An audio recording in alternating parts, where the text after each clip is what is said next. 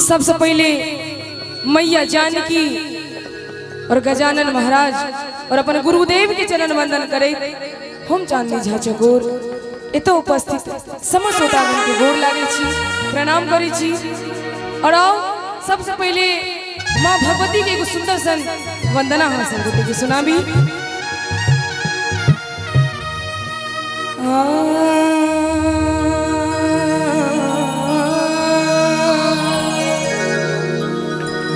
हम सब ठार शरण में ना मैया, ठार शरण में ना, हम सब ठार शरण में ना मैया, ठार शरण में ना। और की कही छथिन ताली बजा के सब गटे मैं बहन सब हाथ उठाकर अहू सब करनी बिनती सुनियो है महारानी, हम सब ठार शरण में ना। बिनती सुनियो है महारानी, हम सब ठार शरण में ना। हम सब ठार शरण में ना मैया, ठार शरण में ना। हम सब ठार शरण में ना मैया, ठार शरण में ना। बिनती सुनियो है महारानी, हम सब ठार शरण में ना। बिनती सुनियो है महारानी, हम सब ठार शरण में ना।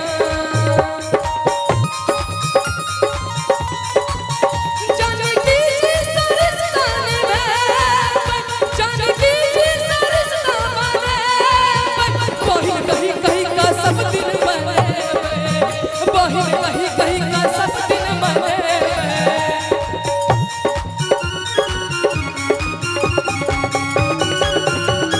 क्या बात जियो।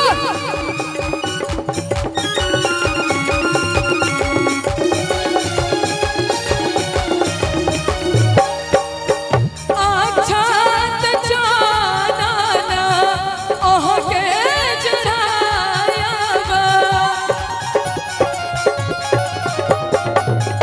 अच्छा त जाना ना ओह के चढ़ायब। बस आरती उतारब ना, माँ के आरती उतारब ना। और ना देते खाली एक गोटा ताली में सहयोग दे रहे छथिन कनी अहू सब माँ के नाम पर कोनो कंजूसी नहीं। भगवान जिनका दूगो हाथ देने हेता दुनू हाथ उठाब, जिनका एगो हाथ देने हेता से एगो उठाब, आ जिनका भगवान हाथ नहीं देने हेता तो अपन अपन हाथ सब जल लिया। तो हाथ उठा कनी बिनती सुनियो है महारानी, हम सब ठार शरण में ना। बिनती सुनियो है महारानी, हम सब ठार शरण में ना।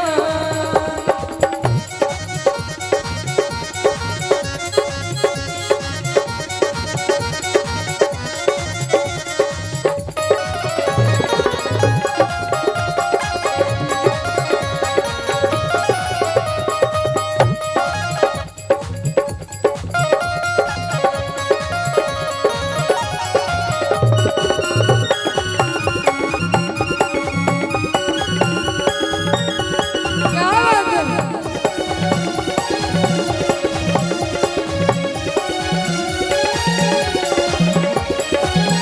बेली चमेली केरा हार बनाया, बेली चमेली केरा हार बनायब। माँ के अरहु चढ़ायब ना, माँ के अरहु चढ़ायब ना। बिनती सुनियो है महारानी, हम सब ठार शरण में ना। बिनती सुनियो है महारानी, हम सब ठार शरण में ना।